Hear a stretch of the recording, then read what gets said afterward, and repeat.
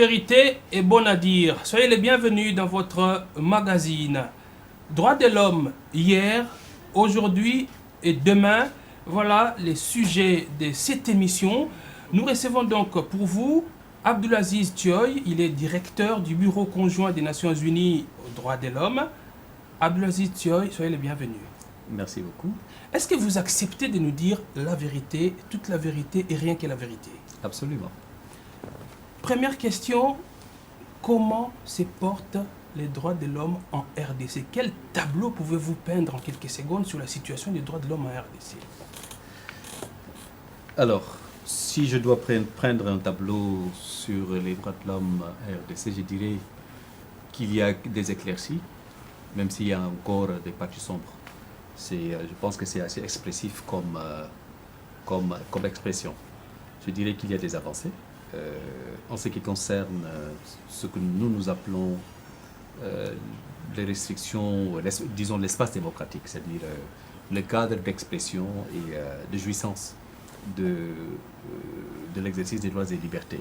De ce point de vue-là, il y a des améliorations, il y a des avancées, même si effectivement nous avons assisté à quelques velléités de restrictions.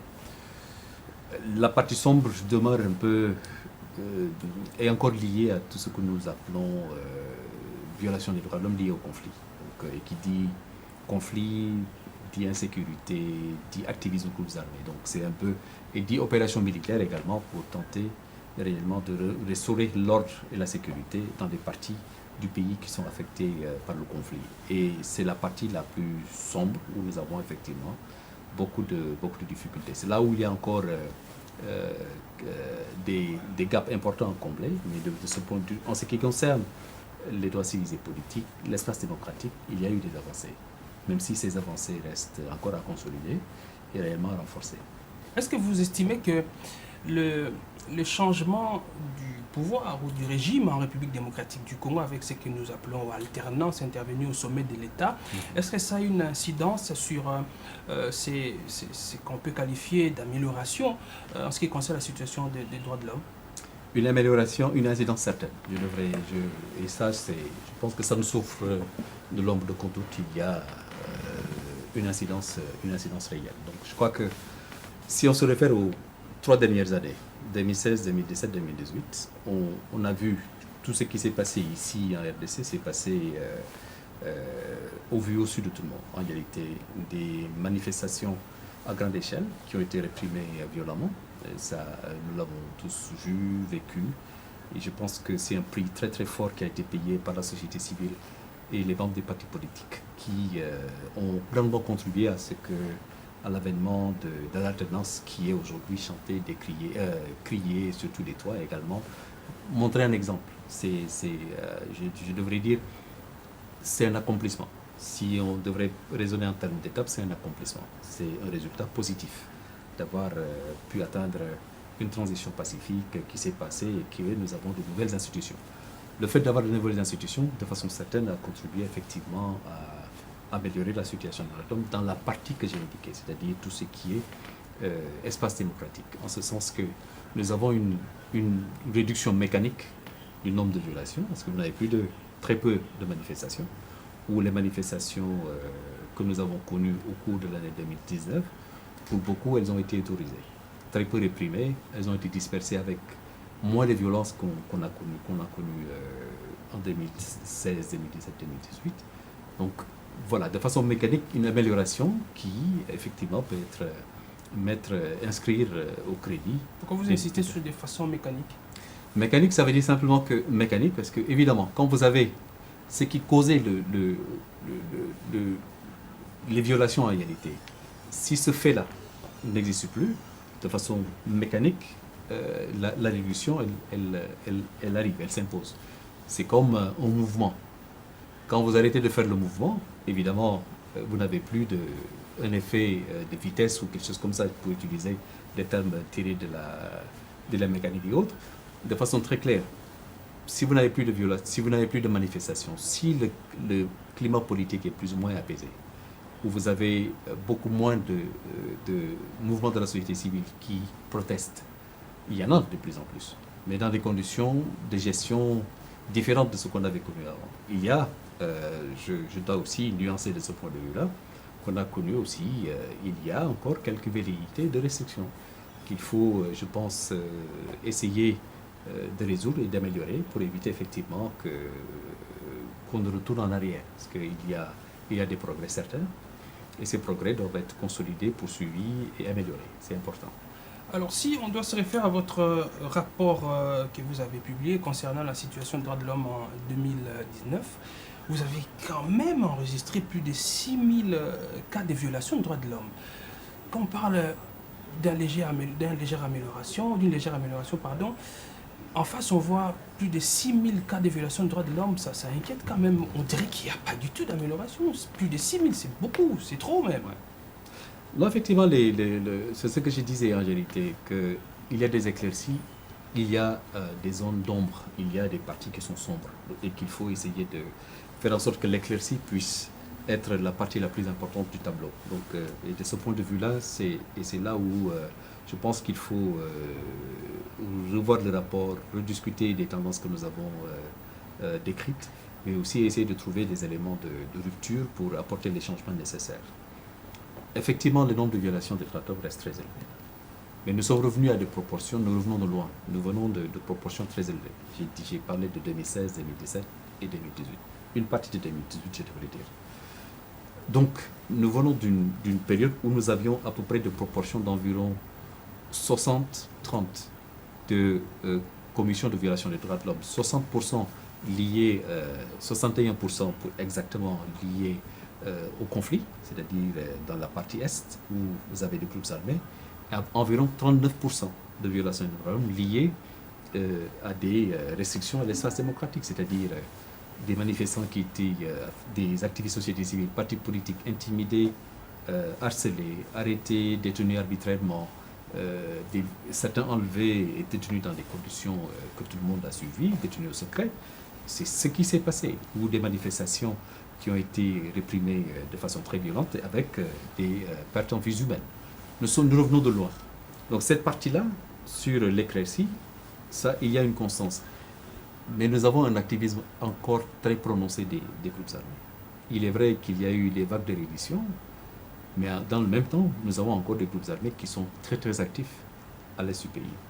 ADF continue d'infliger des pertes extraordinaires aux populations civiles dans le Nord Kivu, notamment du côté de Béni. Et ça, il faut le condamner avec force. Mais également, on a vu ce qui s'est passé du côté d'Ituri, dans le territoire du Doubou. Il y a le Sud Kivu, il y a une partie aussi ce qu'on appelle le Petit Nord, les territoires de Massissi, Walikale et Rutshuru, qui sont très très affectés encore par l'activisme des groupes armés. Toute l'attention est focalisée sur Béni, sur les zones où effectivement les médias font remonter des informations avec des nombres très élevés de pertes en vies humaines, exécutions extrajudiciaires, exécutions sommaires. Mais je rappelle encore une fois que le Nord Kivu reste la partie où nous avons encore une fois beaucoup de pertes en vies humaines. Des populations civiles, des femmes et des enfants qui sont tués par les groupes armés et certains aussi, malheureusement, par le fait des forces de défense et de sécurité. Dans vos précédents rapports, vous soulignez le fait que dans plusieurs cas de violation des droits de l'homme, c'était des personnes investies du pouvoir de l'État qui étaient auteurs des cas de violation des droits de l'homme.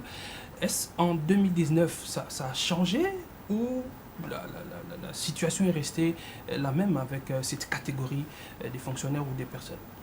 Il y a eu, de façon globale, une réduction de 4% par rapport aux autres années, par rapport notamment à la référence 2017-2018. Les 2 dernières années, il y a une diminution d'environ 4%, de façon globale, sur l'ensemble du territoire, sur l'ensemble des violations des droits de l'homme que nous avons documentées. Et dans cet ensemble, vous avez à peu près aussi une réduction de 3% pour ce qui est des violations des droits de l'homme qui sont attribuées aux agents de l'État. Quand nous disons agents de l'État, nous disons FARDC, PNC et l'ANR et d'autres agents de l'État qui peuvent être des administrateurs, des gouverneurs et quelquefois aussi des acteurs de la justice qui peuvent aussi être des auteurs de violations des droits de l'homme. Donc ce sont les États qui signent des conventions et qui s'engagent à les respecter. Donc ce qui crée de responsabilités pour d'observer et de faire observer et de faire respecter sur le territoire, de créer les garanties nécessaires pour que les populations puissent jouir de ces violations, de ces droits de l'homme. Donc, dans le cadre, en général, à l'est du pays, et c'est là où ça pose problème, il y a une diminution en termes de tendance par rapport aux autres années pour les FRDC, mais ça reste encore très élevé. Parce qu'en réalité, si nous prenons dans la catégorie agent de l'État, les FRDC restent en tête des perpétrateurs de violations des droits de l'homme comparés à la PNC et à l'ANR par exemple.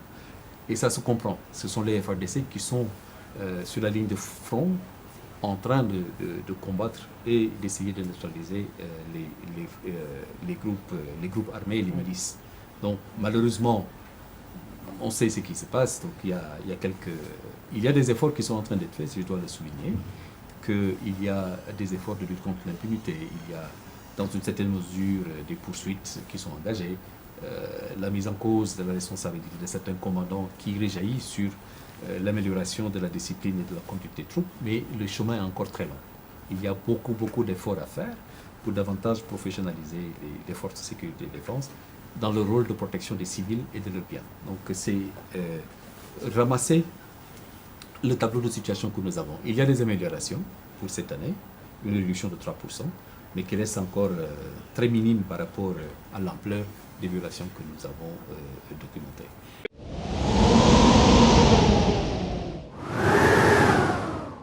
Vous êtes en contact avec les forces de sécurité, les forces de défense, il y a des ateliers que vous organisez, des séminaires à leur intention. Mais est-ce que vous pensez que la perception que les militaires, les policiers ont des droits de l'homme a finalement changé ou été améliorée? Parce qu'on le sait, dans ces pays, surtout pendant la Deuxième République, il y a une expression en lingala, on disait civil aza bilangaya, policier ou militaire. Ça veut dire que pour un militaire, un homme en uniforme, il pouvait tout se permettre sur un civil.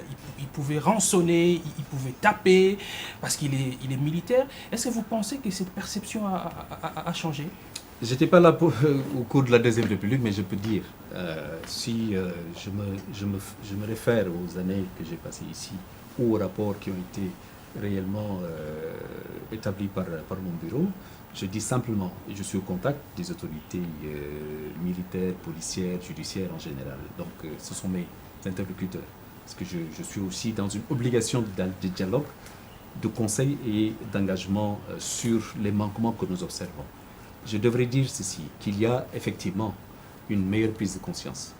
Il y a une meilleure prise de conscience en ce qui concerne les droits de l'homme. Il est beaucoup plus fréquent maintenant d'entendre un officier supérieur FRDC, un officier supérieur PNC, faire un discours et demander à ces hommes de respecter les droits de l'homme. Évidemment, sur le terrain, ça peut être autre chose, mais au moins dans le discours, c'est quelque chose que nous voyons de plus en plus. Donc, ça veut dire quelque part que tout ce qui a été investi en termes de formation, conscientisation, sensibilisation, est en train de porter ses fruits. Nous avons, par exemple, parlant de l'amélioration de ce que nous appelons droits de l'homme liés à l'espace démocratique, nous avons vu un meilleur niveau de comportement des policiers quand il s'agit de gérer les manifestations. Donc, vous pouvez faire la différence entre le comportement que nous avons ici et celle que nous avons vu, par exemple, dans les événements de décembre 2017, ou simplement pendant une partie de janvier-février 2018. Donc, quelque part, de façon concrète, dans le comportement de certains éléments des agents des forces de sécurité et de défense, nous sentons des améliorations. Et je dois dire, si vous me permettez, du côté des FARDC, il y a eu des mécanismes qui ont été mis en place avec l'appui et les conseils qui ont été donnés au cours de ces dernières années pour venir à bout de ce niveau de comportement qui était très bas pour les troupes sur le terrain. Ils ont mis en place un ensemble de mécanismes qui contribuent tant bien que mal aujourd'hui à réduire, à assurer un meilleur niveau de contrôle sur la discipline et le respect des droits humains sur le terrain dans le cadre des opérations. mais on sait l'origine de la majorité des recrues que nous avons aujourd'hui dans les FRDC. Pour beaucoup, ils viennent des groupes armés, ils viennent des milices. C'est là où se situe le problème. Je pense qu'il faut peut-être arriver à un niveau où aller vers la professionnalisation. Aller vers la professionnalisation, c'est peut-être faire en sorte que des jeunes qui n'ont jamais tenu les armes, ni dans une milice ou dans un groupe armé, puissent aujourd'hui, comme dans n'importe quel pays, embrasser la carrière militaire, rejoindre les drapeaux. Je pense que si c'est fait, si nous arrivons à ce niveau-là, on arrivera peut-être à un niveau de comportement avec, et peut-être de respect des droits de l'homme beaucoup plus prononcé. Alors, parlant toujours des forces de défense et de sécurité, jusqu'où s'arrête le travail du BCNUDH? Vous êtes dans la sensibilisation, la documentation des cas de violation des droits de l'homme, ou est-ce que quand il y a un cas de violation des droits de l'homme, vous suivez les cas jusqu'à ce que l'auteur soit puni? Je suis très content de pouvoir répondre à cette question-là, parce que là, c'est peut-être une critique qui nous a été formulée à l'encontre de notre travail pendant longues années en disant oui, mais vous faites juste des rapports et après, so what? C'est qu'il faut que tout le monde comprenne, et je remercie de l'opportunité que vous me donnez d'expliquer cela, c'est qu'en réalité, le travail d'observation, de collecte d'informations, d'analyse et d'établissement de rapports sert de base à l'élaboration de stratégies et d'activités tendant à apporter des soutiens pour corriger les manquements qui peuvent être d'ordre normatif qui relève de la loi, du règlement, ou simplement du niveau de formation. Ça permet d'identifier effectivement que nous avons une récurrence de violations des droits de l'homme qui certainement serait peut-être due au manque de formation des policiers ou des militaires. Donc il faut peut-être investir dans la formation. Et nous engageons cette discussion-là avec les autorités compétentes pour corriger ces manquements-là en termes de formation ou soutenir un ministère à préparer un projet de loi à présenter devant l'Assemblée nationale ou à essayer de réformer peut-être ou revoir, mettre en place des mécanismes qui pourraient permettre d'aller dans cette direction-là. Donc nous allons jusqu'aux poursuites pénales, c'est-à-dire nous avons soutenu au cours de ces dernières années beaucoup la justice militaire et nous travaillons avec elle de façon très très rapprochée parce que vous êtes dans un pays où le système judiciaire est beaucoup fondé sur la participation des victimes et des témoins. Donc si vous n'avez pas de victimes et de témoins, souvent vous n'avez pas de procès. Bon. Et les informations de base qui permettent à la justice d'ouvrir une enquête viennent pour beaucoup souvent des rapports qui sont élaborés sur des situations sur le terrain, qui servent juste d'éléments d'information à la justice pour pouvoir ouvrir une enquête et peut-être initier des poursuites, après organiser un procès et procéder à des condamnations. Donc nous sommes du début à la fin. Nous intervenons sur tous ces niveaux d'action qui relèvent de l'action des pouvoirs publics que nous soutenons à travers tous ces schémas. Vous avez un cas précis? Le colonel 106, des cas d'officiers, et ça je voudrais aussi féliciter les performances de la justice militaire, qui je pense, qui est aujourd'hui, qui a acquis dans une certaine mesure des lettres de noblesse pour avoir atteint des niveaux de performance dans le prononcé d'un certain nombre de décisions contre des officiers supérieurs des FARDC. Il y a le colonel 106. Il y a le colonel Kakouavou, le général Kakouavou qui a été libéré récemment, qui a bénéficié d'une mise de peine, et d'autres acteurs qui ont été poursuivis. Si je parle des groupes armés, par exemple, nous avons tous à l'esprit et en mémoire la condamnation récente du chef de guerre Raya Motomboki Kokodi Koko, qui a été condamné à perpétuité pour des faits de viol très très graves, mais également meurtre et autres, pour avoir dirigé dans le territoire de Chabunda un groupe armé qui a procédé, qui a été auteur de violations, d'abus très très graves, je devrais dire, des droits de l'homme contre les populations civiles dans le territoire de Chabunda. Donc, et c'est la justice militaire qui a fait ce travail-là. Donc ce sont des Congolais qui ont rendu des décisions contre d'autres Congolais pour rendre justice également à d'autres Congolais. Vous l'avez dit, les victimes des cas de violation des droits de l'homme, leur participation est importante dans le processus de condamnation des auteurs. Mais est-ce que c'est facile pour vous de persuader, de convaincre une victime d'accepter de témoigner, surtout quand l'auteur, c'est un homme en uniforme?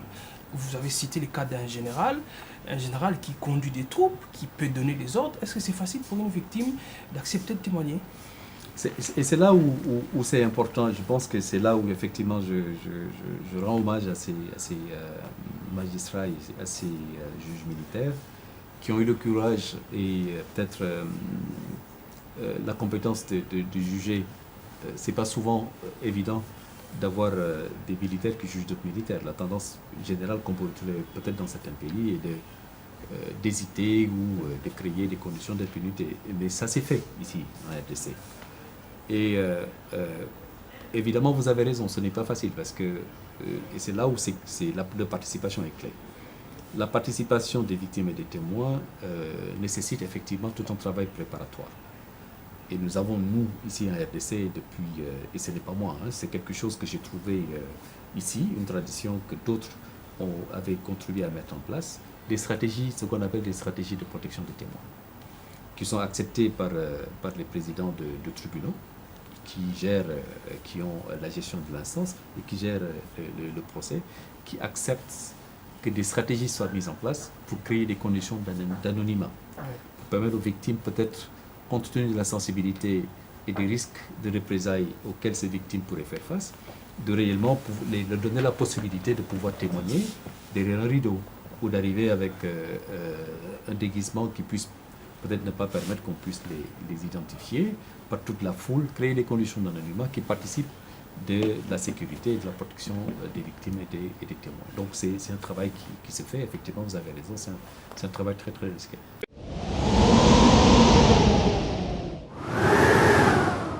Puisqu'on vient de parler de ce rapport 2019, je me souviens qu'avec le régime passé, votre bureau a eu beaucoup, je vais dire, des malentendus avec le gouvernement en ce qui concerne l'élaboration de vos rapports. Le gouvernement voulait être associé à l'élaboration de ces rapports, ou du moins avant la publication de vos rapports, le gouvernement voulait en avoir des textes, je ne sais pas, discuter sur des termes à utiliser. On se souvient, votre prédécesseur a été, je vais dire, expulsé de la République démocratique du Congo. Je reviendrai sur son cas, mais est-ce que vous avez changé de méthode? Est-ce qu'avec l'actuel gouvernement, pour publier un rapport comme ça, vous prenez d'abord langue ou vous discutez sur les termes ou vous continuez avec vos anciennes méthodes? Ça c'est, je crois que nous avons toujours, et c'est une méthodologie qui est appliquée par tous les bureaux de droits de l'homme qui existent dans le monde. Et la haute commissaire l'a rappelé au cours de sa visite ici, en disant ce qu'il y avait quelque chose à dire sur le rapport que nous avons publié sur Djougou, pour leur dire que la méthodologie qui est utilisée est une méthodologie universelle, uniforme, qui est consacrée par des textes que nous sommes tenus de suivre. Nous avons l'obligation, avant de rendre public un rapport, de le partager avec le gouvernement. Nous n'avons jamais, dans ce pays, publié un rapport qui n'ait été déjà vu et soumis au gouvernement pour commentaire. Évidemment, si les ça étonne les personnes qui sont en train de vous suivre, parce que c'est pas ce que l'ancien porte-parole du gouvernement nous disait en tout cas. Si les commentaires portent sur des éléments factuels, des erreurs factuelles, nous prenons sur nous d'apporter les corrections. Si les éléments portent si les remarques portent sur des éléments d'analyse, parce que les faits sont sacrés. S'il y a des erreurs factuelles, il faut les corriger. Mais l'analyse est une responsabilité du bureau qui décide, sur la base d'un certain ensemble de faits, d'analyser une situation et de présenter la situation comme telle. Donc, s'il y a des divergences de ce point de vue-là, ce que nous faisons, nous demandons à l'autorité gouvernementale, est-ce que vous souhaitez que nous puissions publier votre réponse, vos observations en annexe de notre rapport? Nous publions notre rapport et nous publions les observations du gouvernement pour dire voici les observations du gouvernement qui contredisent certaines de des affirmations contenues dans le rapport ou les analyses qui sont contenues dans le rapport. C'est ce que nous pouvons faire. Si je rappelle encore une fois, si les divergences portent sur les faits, il y a des corrections. S'il y a des divergences qui portent sur les éléments d'analyse, évidemment, nous assumons de publier des rapports et de mettre en annexe les remarques du gouvernement. Évidemment, oui, nous avons eu des relations très tendues, mais je vais vous rassurer, c'est le cas partout. C'est le cas dans tous les pays où nous avons des activités, où nous avons eu à publier des rapports qui peuvent être perçus par une autorité publique comme étant un rapport gênant. Et nous faisons toujours face à des difficultés critiques. Mais l'ironie du sort, c'est qu'à chaque fois qu'il y a un changement, ce qui hier nous critiquaient sont ceux-là souvent qui reviennent vers nous pour nous appeler et nous demander de documenter des situations parce qu'évidemment, eux aussi, ils auraient été victimes d'abus de pouvoir ou de violation des droits de l'homme de la part de nouvelles institutions. Est-ce le cas actuellement? Est-ce que certains acteurs du régime passé ont fait recours à vous? Par exemple, disons-les, on a vu, on va peut-être pas citer les noms, mais on a vu certains cadres du régime passé crier avoir été victimes de violations de leurs droits. On a vu les images de certains dignitaires du régime circuler dans les réseaux sociaux, maltraités par les policiers, par les militaires, ainsi de suite. Est-ce qu'ils sont retournés vers vous? Nous avons reçu effectivement des demandes d'intervention venant je ne peux pas dire des autorités, je suis tenu par la confidentialité, mais par certains qui, dans le passé, avaient des responsabilités et peut-être étaient dans la position où ils étaient en mesure de pouvoir dire ce que vous avez écrit n'est pas vérifié, n'est pas avéré, et pouvaient apporter des critiques. Donc, c'est pour dire en réalité que les positions changent en fonction de la fonction officielle qu'occupent souvent nos interlocuteurs. C'est pour ça que pour nous, ce qui est le plus important, c'est d'être à cheval sur nos principes, sur nos méthodologies et notre façon de travailler, qui nous met à l'abri de pratiquement toute critique relative à de l'impartialité où nous le faisons sans parti pris. Oui, mais il y a quand même quelque chose qui m'étonne, moi. Quand vous avez succédé à votre prédécesseur Scott Campbell, vous avez travaillé avec le régime passé, mais ça n'a pas été aussi tendu qu'avec Scott Campbell. Est-ce que parce que vous avez changé de méthode, vous avez peut-être une approche très différente de Scott Campbell, peut-être parce que vous êtes africain, lui il était je crois anglais, mais qu'est-ce qui fait que vous avez eu, vous, apparemment, de bonnes relations, entre guillemets, avec le régime passé, que Scott Campbell? Non, je ne pense pas que mon appartenance, ma nationalité ou mon appartenance, la couleur de ma peau ait pu peut-être influer sur le niveau de décision. Je ne pense pas. Je crois que nous avons maintenu, comme je l'ai dit encore une fois, les méthodes qui avaient été utilisées à l'époque, la méthodologie de travail, la méthodologie de partage, le dialogue avec le gouvernement, rien n'a changé. Nous avons maintenu la même méthodologie de travail et la même façon de faire nos rapports, encore une fois. Et je le confirme, ça ne change pas. Il s'agit simplement peut-être que il y a des changements les interlocuteurs changent évidemment. Vous êtes peut-être moins direct que lui. Je pense que j'ai diplomate que lui, par exemple. Non, je pense au contraire que j'ai moins dit des choses que lui n'aurait pas dit. J'ai dit des choses de façon beaucoup plus directe que lui aurait peut-être dit autrement de façon un peu plus diplomatique. Je pense avoir été un peu plus vocal que lui, donc je crois qu'il y avait peut-être d'autres raisons derrière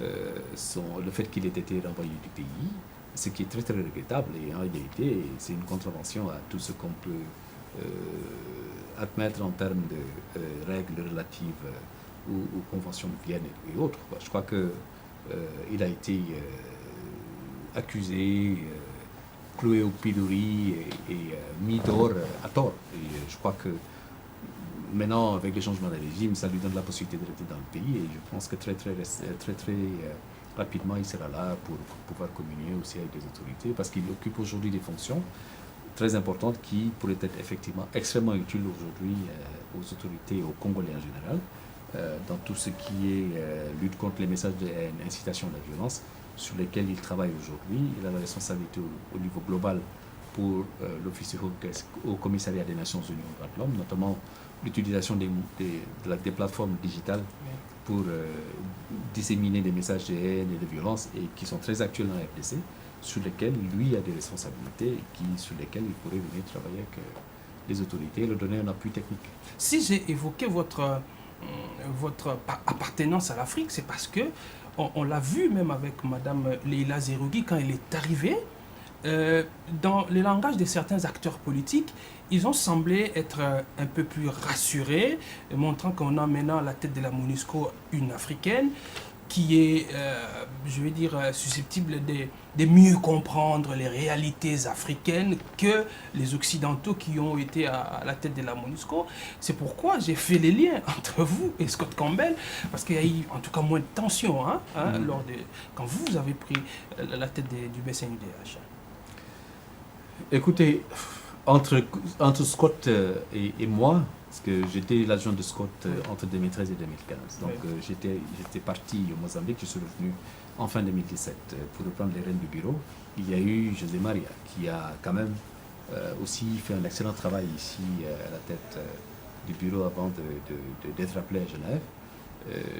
Je ne pense pas, je crois que je bénéficie de la même bienveillance que Scott et que José Maria. Scott avait l'avantage d'être un Congolais, parce qu'il a fait beaucoup de services ici au Congo, beaucoup d'années de services au Congo, et est très impliqué. Il commence même à parler un peu lingala. Voilà, dans des activités, il a des activités philanthropiques ici, dans le pays. Il aide beaucoup de familles, beaucoup d'orphelins, des enfants de la rue et autres, et il le fait à titre, en fonction de son attachement à ce pays. Je crois que, effectivement, c'est comme j'ai dit, ça dépend juste des circonstances. Ce sont les circonstances quelquefois qui dictent les conduites. Et je pense que certaines autorités, par le passé, ont eu une certaine conduite. Certains rapports ont pu les agacer, mais en réalité, nous avons écrit pire que ça depuis, et ça n'a pas produit les mêmes effets. Disons globalement que tout dépend des circonstances, ou tout dépend également des interlocuteurs. Je ne pense pas effectivement que le fait d'être africain puisse être un élément déterminant. Bon, évidemment, peut-être oui, que ça peut ouvrir beaucoup plus de possibilités, mais je pense qu'on ne devrait pas travailler sur la base de ces considérations-là.